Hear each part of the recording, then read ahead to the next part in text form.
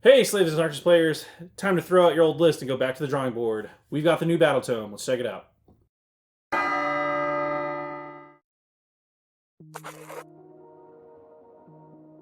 Let's get started with some of the biggest changes in this book. First off, all of your old stuff is probably gone. I mean that in a good way. The army plays very differently. You can rebuild your old army list if you want to. It's still gonna, like, point wise, work out. It's just not gonna play the same, which I think is new and exciting for Age of Sigmar players in general. But mechanically, there's three major things I want to focus on. The first one is the new Eye of the Chaos Gods table. This table changes now. You get to roll on this chart in a couple of different ways. The first way is if you are a character or a mortal or an ogreoid with the chaos mark, you can either get to roll on this if you kill a hero or a monster, or if you take an objective that was held by an enemy, which is kind of important. Now, if you notice, this is slightly different than the old chaos table, this one, in that it can also apply to units. That's right, units, not just your characters or your heroes, actual units. Now I know you're thinking, oh sweet, I'm gonna get like a unit of Chaos Spawn or a unit of Demon Princess. No. They've modified it so that characters get to roll 2d6 on the Eye of the Chaos Gods table, and they've shifted things around and everything like that. Units get to roll 1d6 on the chart and get to add 2 to the result. Now you're probably thinking, oh great, add 2 to the result. Except, again, they've shifted everything around.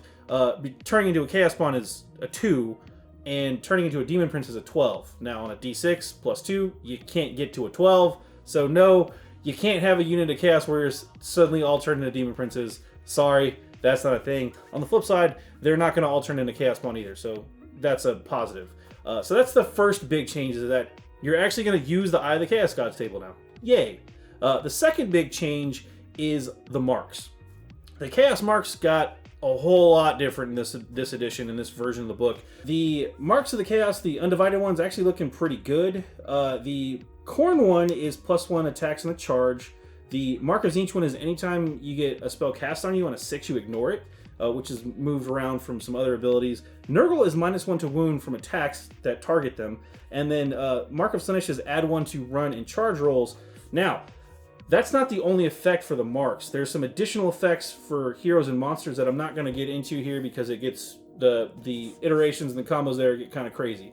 But those marks did change. The last major mechanical change I want to talk about is the change to the ensorcelled banners. These are new chaos icons that can be in a chaos chosen unit, chaos warriors unit, or chaos knight unit. And there's ways to get more than just one, but they add some nice buffs to it, to that specific unit. For example, the Corn one is add 1 to wound rolls. So again, I mentioned the Mark of Corn is +1 attack. This will give you +1 to wound, and that's going to be really important when you start looking at your combos available for the different battle scrolls. So yeah, if you're looking for combos right now, Corn's looking pretty good. On the flip side, Nurgle's also looking really strong as well, and this book is a lot less punishing if you want to run units from different Chaos Gods in one army too, which is a plus. In terms of the best units in this book, the problem is individually all the Battletomes got better, but the old synergies are gone. Across the board in this book, the Battletome here, all of the battle scrolls are slightly better than their old versions individually. So it's kind of weird. On the flip side, there's not as much synergy between the battle scrolls. Archaon, still a complete beatstick. He did get his war scroll changed up quite a bit. The 3 heads that you could do before are now function as monstrous actions, so that changed how they work, but they're actually a little bit better than they were before. But what I'm saying is, my biggest suggestion to you is, if you are a Slaves to Darkness player, throw out your old expectations and old army list ideas and go back to the drawing board. Don't view this book in terms of like what they took out and what they removed and what they got rid of. Go into it looking at it like, hey, what can I do now? Because if you go in it with the second attitude, you're going to be a lot happier versus constantly whining about what you lost. There's some really good synergies and combos in the book. they're not as powerful synergistically, they're not as good as the old book, but your basic units, your basic battle scrolls are just better. Just straight up better across the board. So it's kind of fitting for Chaos that's more like individual units can rise up and do their own thing versus having to work together in this well-oiled machine. So if you're the type of player that wants to throw a unit of 10 Chaos Warriors at something and watch them just go to town, you can do that. And if you time your attacks and your charges correctly, if you combo a unit, like send 2 units in at once, you'll do some serious damage. There are some really good synergies. I mentioned before the Khorne stuff. Obviously, if you want to go punch stuff in the face, Khorne's your man. Marking a unit of Khorne, giving a banner of Khorne on them too, +1 attack on the charge, +1 to wound. Looking at it, just, you know, your basic warriors, for example, right? They are now 3-up armor saves base. You can start there. They have 2 attacks base. They hit on 3s, they wound on 3s. They now have a rend and do 1 damage. If they're now marker Khorne, they have 3 attacks on the charge and they're wounding on 2s. For a core unit that's battle line with 2 wounds and a 3-up save, yeah, that's pretty solid. Flipping it over to more of a hammer unit, the new Chosen are also really good. They have 3 wounds base and a 3-up save. Base 3 attacks with a 2-inch range, hitting on 3s, wounding on 3s, 1 rend, 2 damage a pop. Make them Khorne. That's +1 attack on the charge. You're now swinging 4 attacks on the charge, +1 to wound on the charge with the banner. You're running on a 2-up. Yeah, that's pretty spicy. Another nasty combo is if you're running one of the 6 Damn Legions. There's now 6 of them instead of what they were before. Me personally, I'm looking hard at the host of the Ever Chosen as my preferred Legion, because that's kind of Archeon shtick. It's got a Legion ability where you can rally units back on a 4+ for your Vanguard, Warriors, Knights, and Chosen, which seems really good if you get back a bunch of Vanguard on a 4-up on a rally. There's the Despoilers, which is kind of designed for your monsters and demon princes.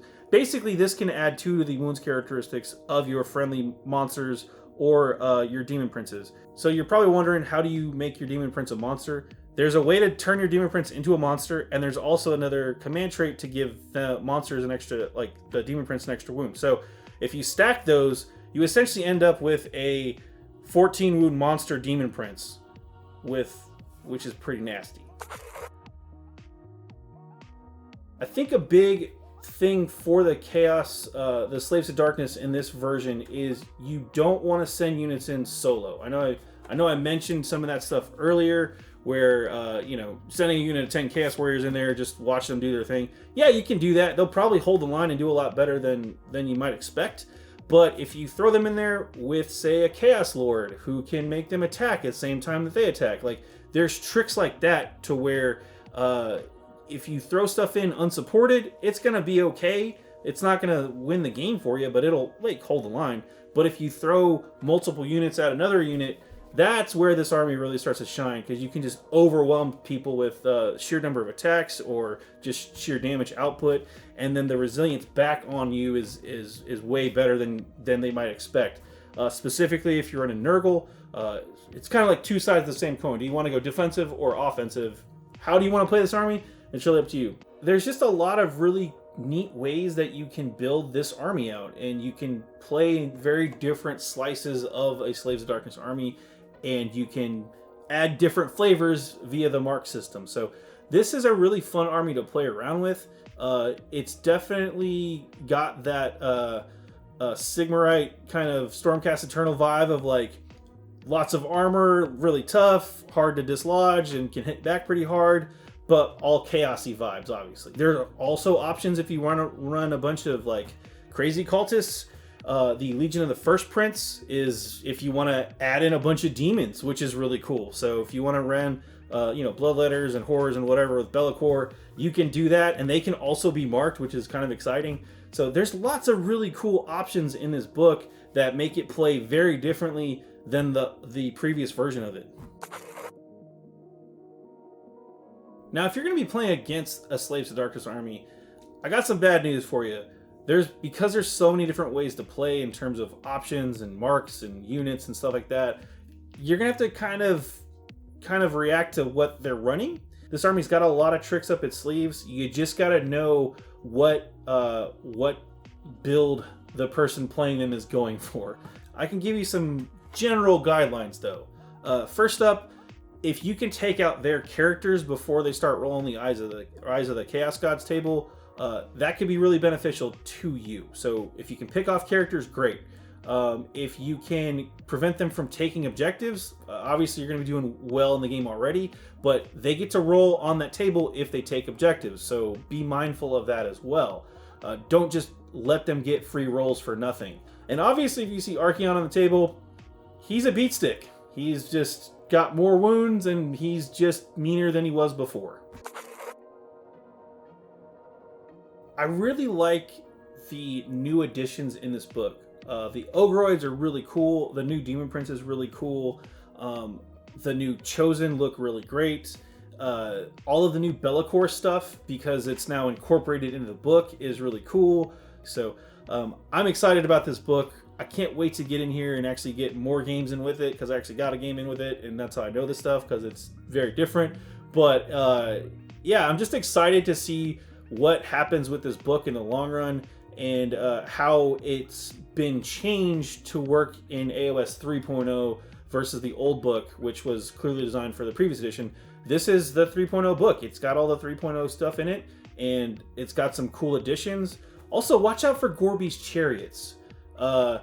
That rule is going to cause some problems if you don't fully understand or don't read the entire thing. The extra wounds come from the number of models in the Gorbeast unit, not the unit they run over. So when you get to that part, read it very, very, very carefully. Thanks so much for watching. If you found this video interesting, please like, share, and subscribe it. A like at the bottom down there really does help us out. It's a small click for you and a big win for us. And if you liked this video and the Slaves of Darkness sound interesting to you, be sure to check out our unboxing of the Army box. We got to look at the new models. I built this model. It's really cool. Go check out the 360s. They're fun. I'm Adam here from Bowles. Catch you next time.